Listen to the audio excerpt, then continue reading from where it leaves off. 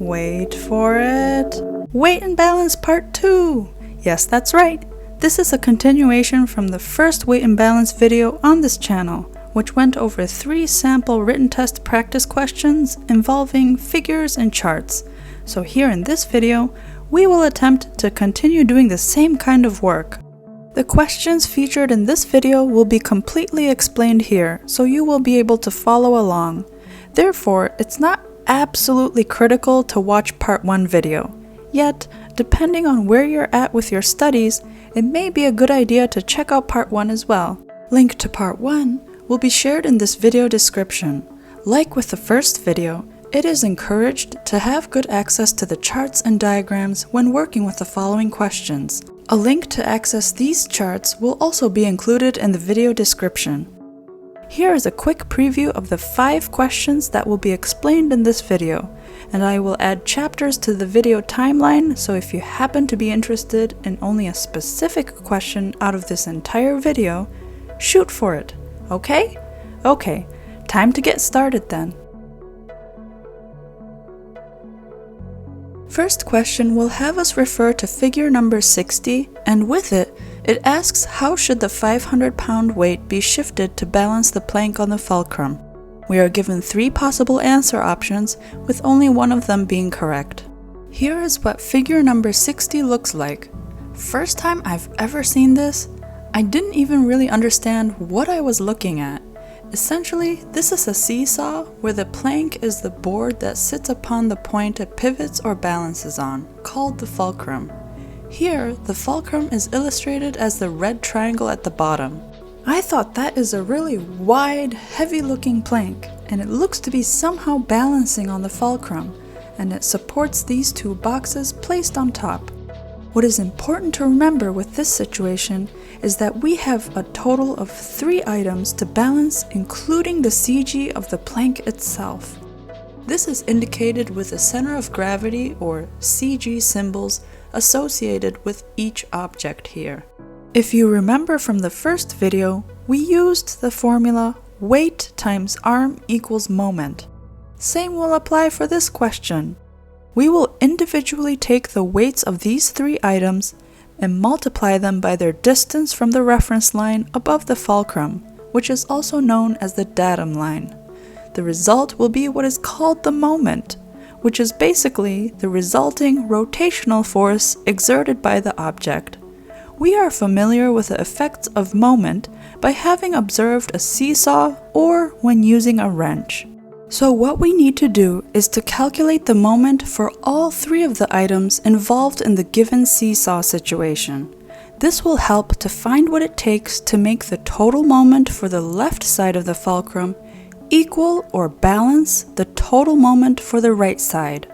When both sides of the fulcrum is equal in their total moment, the seesaw or the plank would be perfectly balanced, sitting horizontally from the ground.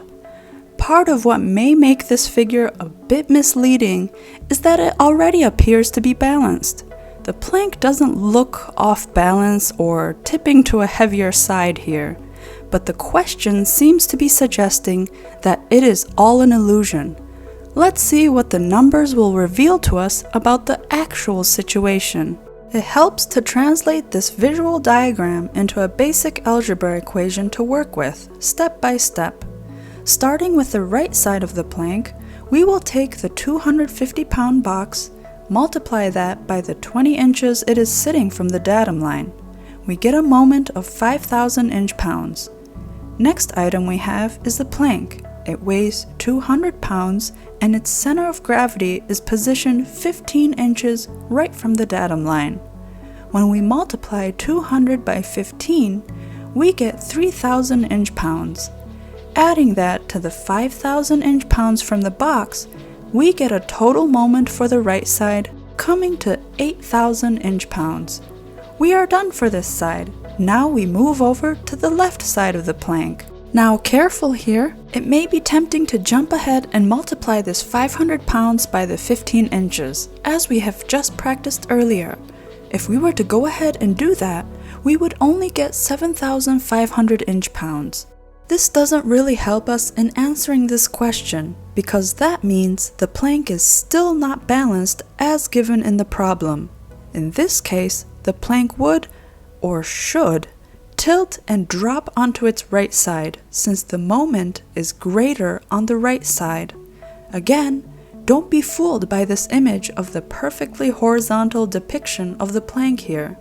But looking back at the question, it asks, how should the 500-pound weight be shifted to balance the plank? The correct way to mathematically set this up is by converting this 15 inches position into an unknown variable. Let's just call it x.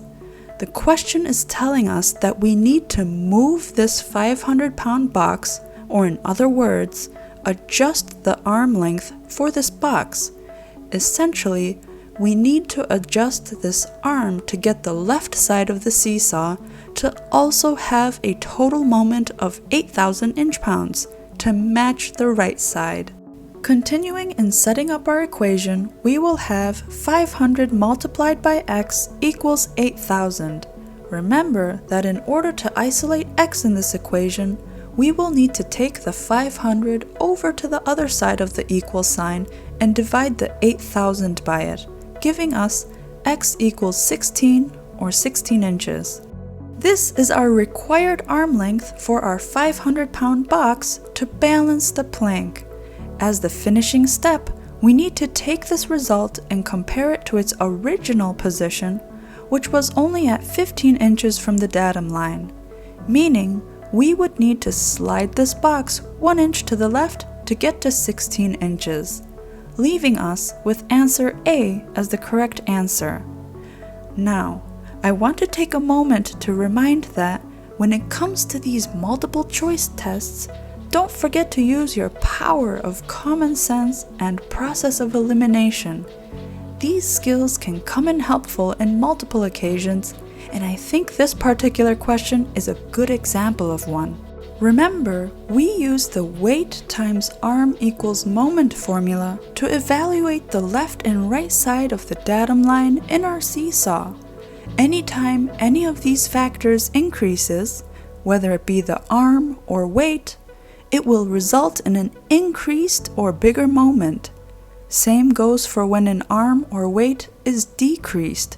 It will result in a decreased or smaller moment. With that said, we can recall when we noticed that the left side of this seesaw had a smaller moment compared to the right side. We can take that as a strong hint that we would need to increase the moment on the left side in order to balance this plank. Take a look at our given answer options here in the question. Options B and C both suggest shifting the box to the right, as in closer to the datum line. Well, in doing that, that means we would be decreasing the arm for this box, so that would further reduce the total moment on the left side. This would only make the plank even more off balance. But we need to increase the moment on the left side, so within the given 3 answer options, only answer A makes logical sense here. Process of elimination brings us down to one lonely remaining answer. Not bad. Next question. We have to seek both figures 32 and 33 for this one, and find what is the maximum amount of baggage that can be carried when the airplane is loaded as follows. We were provided with the following list: front seat occupants 387 pounds, rear seat occupants 293 pounds, and lastly, we have 35 gallons of fuel. We are given, as usual, 3 answer options, with only one of them being the winner. By paying attention to exactly what the question is asking for, along with its given answer options, you can save time and be more effective when solving. We often are reminded to focus on understanding the question, but after reading the question, it can be tempting to immediately begin working out the math to solve for it, only coming to look at the answer options towards the end when selecting the one that best suits our result. But especially with multiple choice tests, When we understand what our options are for an answer, this can guide us on what exactly we need to be calculating for. This can help avoid any extra, irrelevant calculations that are not even included in the given answer options. So carefully study the answer options as well before starting to put in all the work, because we may accidentally perform more work than was necessary. Here, with these answer options, it looks like it confirms that the question is only concerned with weight. None of the options include any information regarding the CG position, which is quite typical for a lot of these weight and balance related questions, but not for this one. So that tells us that all we need to do here is to collect all the items' weights, add them up, and compare the total weight to the aircraft's weight limit. That's it. So let's do exactly that.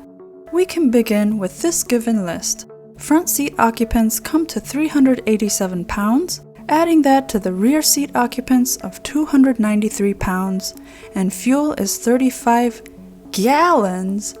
We need to convert this to a weight equivalent, which is done by multiplying the 35 gallons by 6, which is the standard weight per gallon of fuel, gasoline to be specific. That would give us 210 pounds of fuel. Now we have another item to add to the list to make it complete. How about the weight of the airplane itself? That information will be found in the aircraft's listed empty weight. This information is available right on figure 32 towards the bottom half. Wait, what about oil? We also need that stuff in the engine too, don't we? So should we also add the weight of oil to our running total? Look closely at these types of weight and balance charts, and you will more often than not see the answer right in front of us.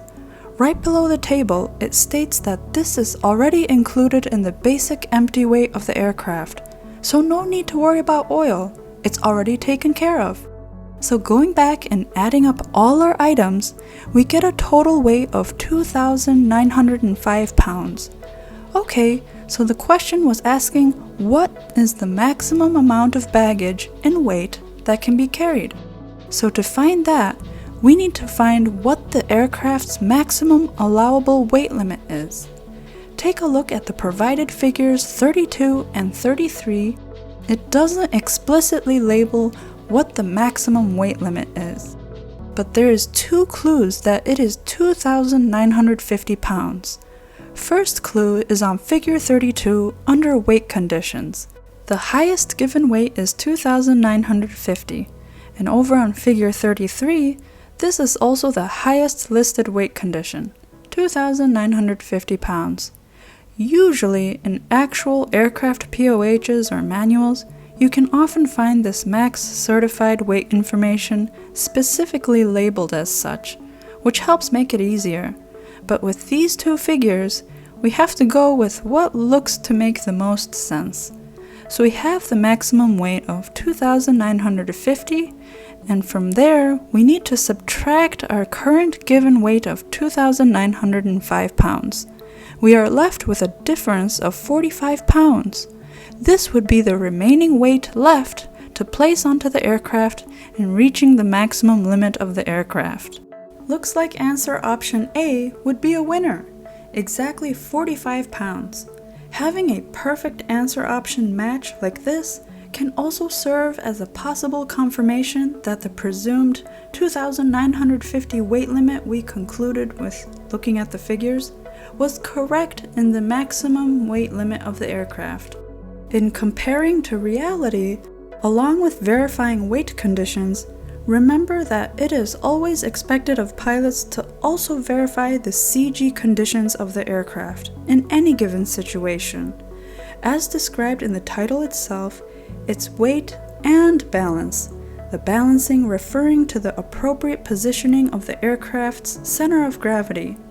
But this question was concluded with just the weight limit, nothing more. And in the context of taking a written test, it makes sense to stick to giving what the questions want and selecting the correct answer out of the 3 options each time. Thinking and working beyond the questions with these multiple choice tests won't really work in our favor here. But when those tests ask for more than just weight, we will have no choice. Let's practice what finding CG would look like with the next question, because there's no escape from more math! Third question uses the same figures as the last one did, and this time we are asked to calculate the weight and balance and determine if the CG and weight of the airplane are within limits. For the most part, we will be doing the same kind of calculations we have already had practice with in the previous questions. Let's start with gathering for the total moment by using the weight multiplied by arm equals moment formula. Taking the first given item, front seat occupants, are 350 pounds. That weight looks to be off the charts. It's not available on this table, so we will need to calculate for it ourselves.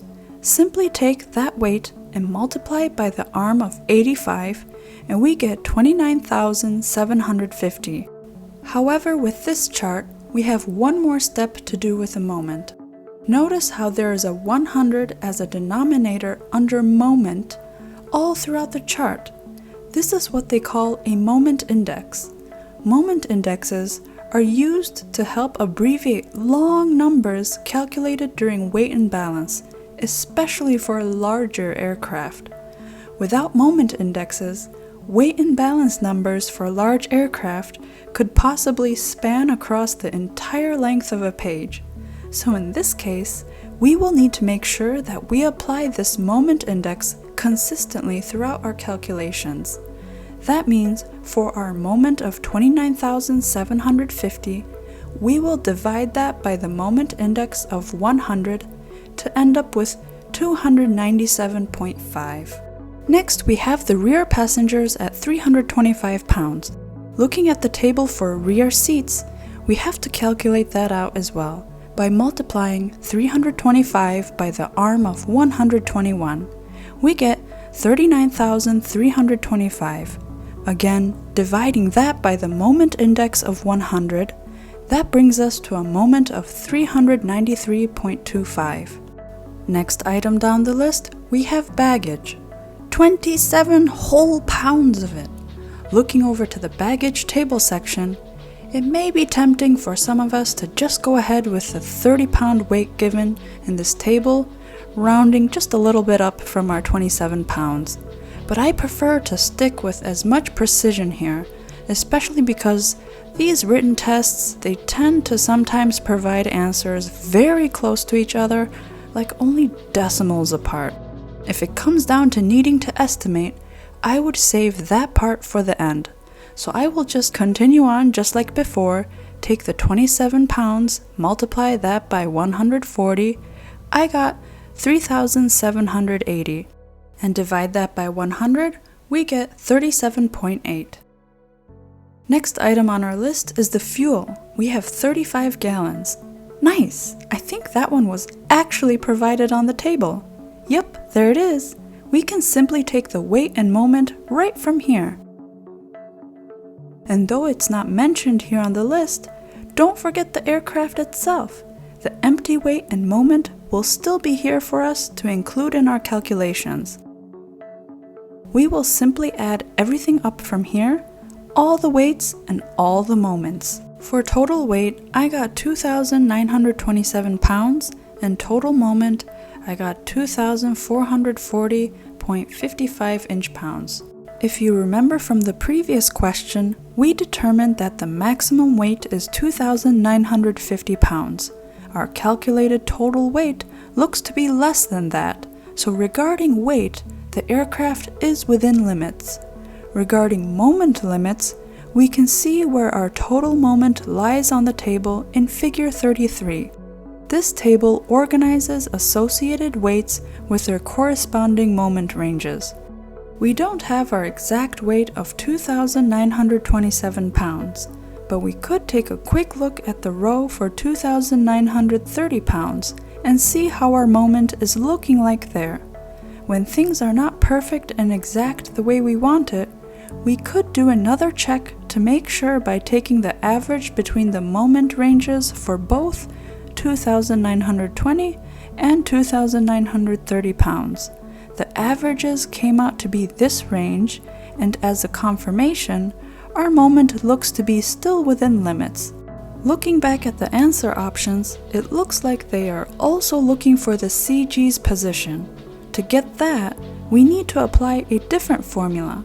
We will simply divide our total moment by our total weight. That's it. So let's do just that.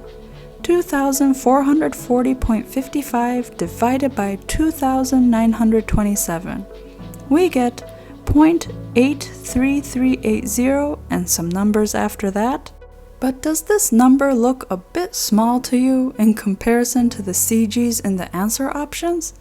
It's nothing hugely mistaken on our part. These answer options were made, just converted out of the moment index.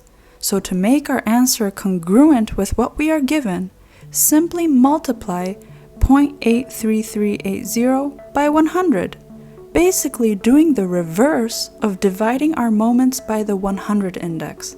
With that, we would be left with 83.38. That leaves our best answer option as B.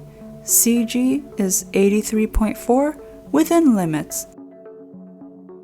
Question number 4. It has us looking at figure 67, and this time we are searching for what effect does a 30-gallon fuel burn have on the weight and balance if the airplane weighed 2,784 pounds and the moment was 2,222 at takeoff. Now, let's start by looking closer at our answer options. Sometimes doing this can help make answering multiple choice questions a lot easier. Option A says there is no effect on CG. Option B says the moment will increase to 2,357 inch-pounds. Option C says the moment will decrease to 2,087. Each of these options suggest different directions, whether it be increasing, decreasing, or no effect at all. As a basic application of common sense, there will almost always be a change of CG position when there is a weight change on an aircraft. So we can omit option A, as this is very unlikely to be correct. That leaves us to distinguish which of these answers are correct, simply based on whether the moment would increase or decrease. If we were to take a big guess, I would highly suspect that it would be C, with the moment decreasing. Why? Because this goes back to the fundamental formula, weight multiplied by arm equals moment.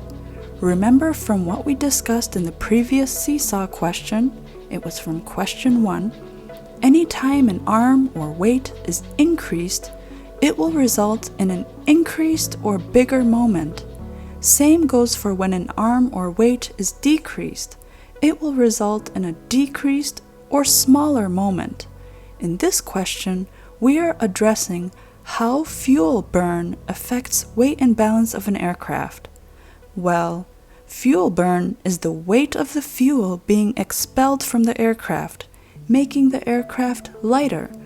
So we are talking about a weight reduction here. So, a smaller moment for this scenario? Will it be answer C? Let's confirm that with calculating it out, because there is time. Well, I'm assuming we have time. We get 2.5 hours to complete 60 questions. We have been given in the question that the airplane started off with a weight of 2,784 pounds and a moment of 2,222, and we need to compare that moment to what the new moment would be after the 30 gallons is gone or burned up. In fact, we could even ignore the given aircraft weight information. The question is not concerned about the weight change of the aircraft, it only wants the moment or CG, as observed from looking at the answer options. Here is figure 67, and from this, we will take only the information that is important to us. Shouldn't we always be doing that anyways? Here is the fuel section. What we need to do is to find out how much that 30 gallon of fuel contributed to the aircraft's moment. We could perform the same weight multiplied by arm equals moment formula, or we could locate the 30 gallons over here on the table and find that 30 gallons of fuel adds 135 inch-pounds to the aircraft's total moment. This is the amount of inch-pounds that would be eliminated during the fuel burn, and with that, we can take this moment for the fuel and subtract it from the starting moment the aircraft began with, which was 2,222 inch-pounds. And in doing that, we are left with a new moment of 2,087 inch-pounds. And this agrees perfectly with the second portion of answer option C, further telling us that this is the correct answer. The only way anyone may be led to the wrong answer here is by confusing yourself and thinking that fuel burn would somehow be adding weight to the aircraft. It doesn't even make sense. And if someone makes this error, you will see how adding 135 to 2,222 would result in 2,357, as proposed in answer option B. This is a trap. Don't fall for it. Just remember, fuel burn means weight reduction. Airplanes are always lighter when they land. 2 last tips I want to add for this particular figure. If you ever find yourself needing to manually calculate the moment for fuel, we can take the weight of the fuel, multiply that by the given arm of 75 inches. But beware that this figure also has a moment index applied to it, but it doesn't advertise it all over the place like the previous question's figures did. And if you happen to need the moment for a fuel quantity that is not listed here, how do you find the weight? For example, how much would 22 gallons weigh? It is recommended to memorize the standard weight for fuel, gasoline to be specific, which is 6 pounds per gallon. It is expected we know this, and this information is not provided in these charts. Simply multiply each gallon by 6 to get the weight for the fuel. For example, 22 gallons multiplied by 6 is 132 pounds. But if you find yourself in a desperate situation and forgot this standard weight during your test, there is still hope. Simply take any given weight here on the table and divide that number by the number of gallons, which each of them would give you the result of 6. And this is consistent all throughout the table and is simple to replicate. The nice thing about tables is that they are easy to pick apart with some reverse math and find out how all these numbers came to be there. Oh my gosh, look at the time! Let's move on to the next question before it's too late!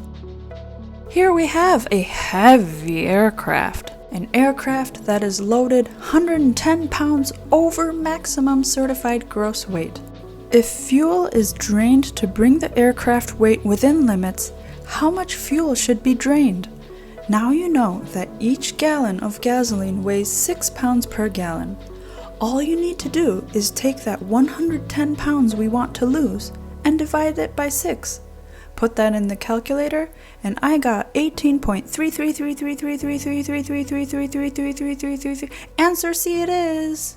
Yes, I plan to do this question last to end this video on a lighter note and trick you into believing that it is all that easy and simple to do. Weight and balance questions that take longer than this to solve really are not any more complicated than having to do the same steps more repeatedly. Weight times arm equals moment, CG equals total moment divided by total weight, some adding, subtracting, and solving for x. If this was helpful for your written test studies, there is dessert too. Part 1 gives more of the same kind of practice if you want more. Have a great day, and don't let weight and balance test questions weigh you down or put you off balance. Bye for now.